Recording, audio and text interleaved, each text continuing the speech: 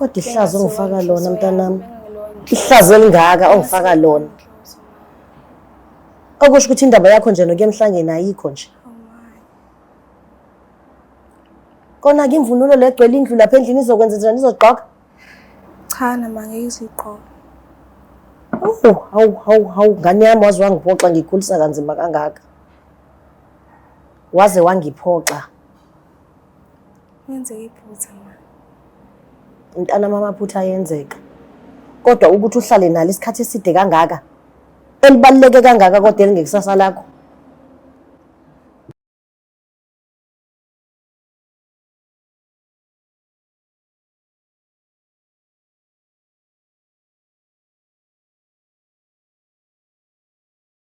Ladies and gentlemen, manene namanenekazi, anginibingelele ngiphinde nginamukele kwa Blacklight TV. It's me myself uSibusiso Shabalala. Ugaqele emkonteni otuze emntwini. Suka! Uswala kahle lensizwa madoda. Untombi zimqome ebusungu bemini isaba masokazi. La uyazi, mangivela nje into engiyifuna kuwena, u-like, u-comment, u-share. On Facebook it's Blacklight TV. On YouTube it is Blacklight TV.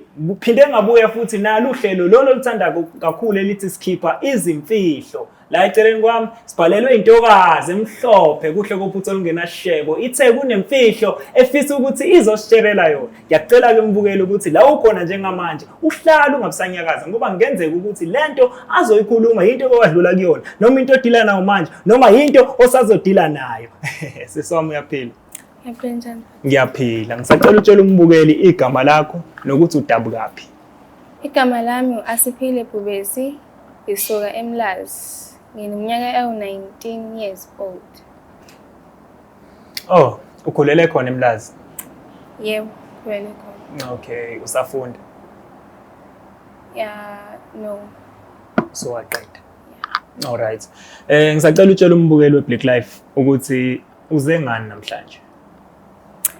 Babukeli weBlack Life, namhlanje ngize ukuzokhipha imfihlo ekade ngihlupha. Ngifihlele uma wami. Ukuthi ke ngisayona intombi. Nto. Manje uma ungazi ngisayintombi nto. Manje kunzima ukumtshena ngoba sesifundele nokuthi ngiye emhlangeni. Ingakho ngiza la kuBlack Life ngizocela usizo ukuthi ngicela ngisize ukuthi ngikwazi ukukhuluma noma wami. Engikhona nokunye futhi engikusolayo ukuthi kwenzeka lento ngangiyenza angathi kaphuma khona isisu ngathapha uphuma manje ngiyesaba ukutshela uma wami ngicela usizo leni ngisize. So uthi awuseyona intombi? Yebo kunjalo. Okay, wasaba ukutshela uma wakho ngalokho? Yebo. Then ukuthi ukhulele wabona nini? Azange ngibone ngafila ngathi khona ngikhulele. Yebo. Wabona mase ngabona kuphuma ugazi and uningi. Ngasaba ngathuka. Ngabuza umngane wami sikwenzakalani wathi ayingani nesho ukuthi khona into ephumayo. Sisiyaphuma manje. Utshela uma wakho ethi nayibo mngani ngeke ngiyasaba. Mhlambe mangakubuza uma wakho kanti umuntu onolaka yini akwazi mhlambe ukuthi ukhulume naye because kwesinye isikhathi ngibuka kuye kube ngathi mhlambe kulula ukukhuluma nomama. Akukho lula ukukhuluma nomama, kustraight kakhulu endlini. Uma usikhulisa ngendlela enzima, strict. Kodwa kunalo uthando, kodwa unolaka too much. Akayifuni ebheceleni. Uqondile. So angichazela ke sekuyisikhathi singakanani umama engazi ngalento? So ngiyeke odlula ngoDisemba. ngoDisemba. Yebo, isikhathi sijabule ngaso sonke. Oh, ngeyikhathi zonyoye kanje. Yeah. So uthi wena kumina bakubreake ivirginity umama wangazi. Yebo. Waqede waphunyelwa isizo still umama wangazi. Yebo. Okay, umfana lo wawulale naye uphi yena nje namanje? Njengamanje mangisona ngathi ukubo endlini. Ukube endlini. Yebo. Ngoba uhlala khona imlazi la ngihlala khona nami. Yena wamchazela ngalolu daba lolu ukuthi uphulukuzelwe isisu. Azange ngichazele. Ukazi umchazele. Akaze ngichazele yebo. Ngiyakuzwa. So ucabange ukuthi kuzoba wesi kakhulu kumama uma uzomtshela manje emva kwesikhathi eside kangaka. Ngiyacabanga ukuthi kuzoba wesi and uzophatheka kabuhlungu ngenzeka futhi adinwe kakhulu because inzima lento leyo ngazi ngisayintombi into. So nama ngibuka ngiyabuka ukuthi hayi uzodinwa ngenye indlela kakhulu futhi. And yena ukwazi usayintombi into and ulindele ukuthi usazohamba futhi emhlangeni. Ngawo lo September. So wena uthule nje awumchazeli. Ngithula ngimchazeli ngesaba angazi wenza kanjani. Ngisho ngishaya uvalo mangisondela kuyena mangimbuka benzima. Ingakho ngizocela usizo la Black Life. Okay, so ubucela ukuthi sina sekusilande yena umama ukwazi ukuthi umbhodlele khona la. Cabanga ukuthi sinasawapholisa amaseko. Bukele Black Life. Njengamanje sizolanda umama azozizwela yena udaba lolu. Usisi aze ngalo la. Ngicela ukuthi ungasuki uhlale kanjalo. Danko.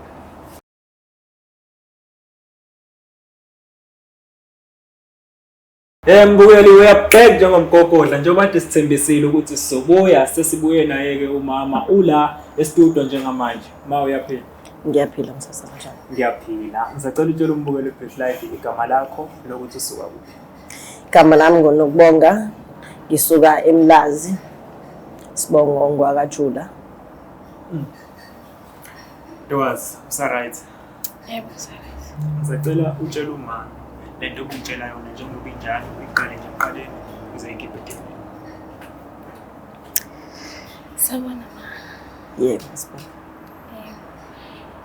Ngoba ngizela ngizocela usizo ukuthi ngikwazi ukukhuluma nawe la ku-Black Life. Mina ingane yakho ngizokhipha imfihlo engayifihlela yona longayazi. Mina ma ngisasilona ijiji.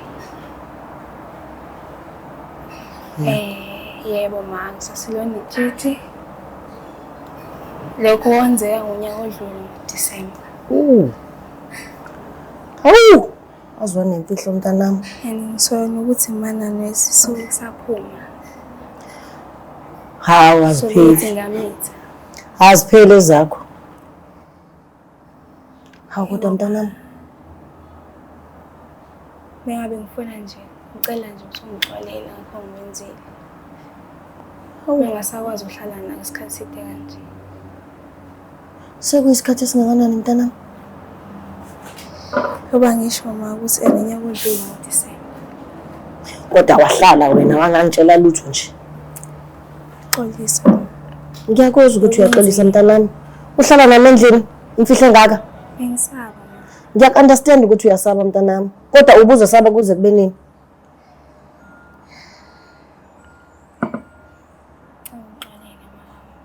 Kodwa ihlazo ongifaka lona mntanami. Ihlazo elingaka ongifaka lona. Okusho ukuthi indaba yakho nje nokuya emhlangeni ayikho nje. Kona ke imvunulo legcwele indlu lapha endlini izokwenza njani izogqoka? Cha nama ngeke izigqoka. Hawu ngani yami wazi wangiphoxa ngikhulisa kanzima kangaka. Waze wangiphoxa. Wenze iphutha ma. Intana mama phutha yenzeka. Kodwa ukuthi uhlale nalo isikhathi eside kangaka. Elibaluleke kangaka kodwa elingekusasa lakho. Uphoxile ma kakhulu. Ngixolele. Hayi mntanami. Mama ngibuka indlela ureacta ngayo mayekutshela le ndaba umntwana. Umntwana wakho uyingane ebeyiphethe kahle. Ngimaze eziphethe kahle mina futhi. Uyingane eziphethe kahle kangangokuthi ungimaze ehlonipha. Mina uma ngabe ukuthi akiwa ngemhlangeni banayo uanti lapha nobahlolayo. Abahamba nayo into zasemhlangeni. Kodwa manje bese ngiqhamukela nenkunzi malanga imfihlo engaka. Akukho la sometimes ukumbone mhlambe ukuthi ikhona into emidlayo mhlambe umbuzo ukuthi ayikhona into errong. Yebo kona bese kukhona ukuthi athanda ukuzi-isolate kubangani bakhe. Engasayini umntwana ojabulile nje okhululekile esenokuzivalela. Okusho kona ukuthi ubesindwa yiyona lemfihlana. Ubesindwa yiyona lemfihlanayo. Athina wakho amazwi. Awamazwi ukuthi nje ngicela ukuthi ngixhasele uma wami. Ngicela akwazi ukuthi akwazi ungixolele siphinde futhi sibuyele endleleni esiyile. Yikho ngikucelayo. Ngimphoxela kakhulu futhi manje. Ngiyaxolisa ngalokho. Ngiyayisola ma. So ma ngoba esekwazi ukuthi afike la e-studio abuke umhlaba wonke azogeqa amagula ecela uxolo uthini wena? Hayi ngisazohlala phansi naye sikhulume. Ngoba izinto ezikanje zimayelana namasiko. Kunamasiko ekufuneka alandele. Nalo mfana lo yena owenze lo monakalo ufuneka ekhokhile. Ingezamuzi. Hawu kodwa ngiphoxekile mntanami. Xolisa ma. Kombe sisithema sikhuluma wathi umfana lo kuyena omoshile uyamazi uhlala khona eduze. Uhlala khona eduze ngasekhaya. Ngabe umama yena uyamazi lo mfana loyo? Ukumbona ngoba ukhona lapha around ngasekhaya.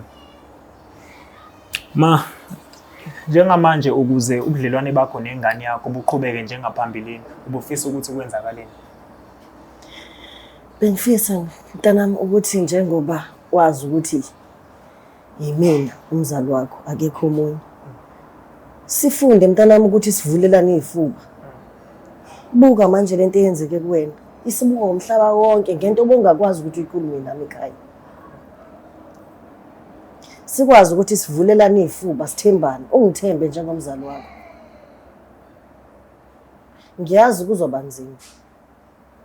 Kodwa ngibonga ukuthi awuyange banganini bakho bahlekisa ngawo uze kunini.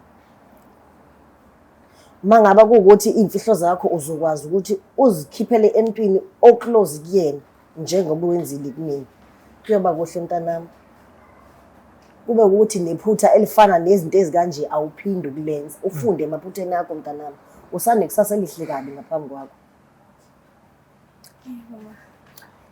Ngiyacabanga ma ukuthi ngoba vele sewumvulelile isifuba wathi mangabe ukuthi unenkinga angeze azokhuluma nawe. Ubekubeke kwacaca ukuthi isizathu sokuthi angakuchazeli yonke lento. Uchaze ukuthi umama ostrict yabo.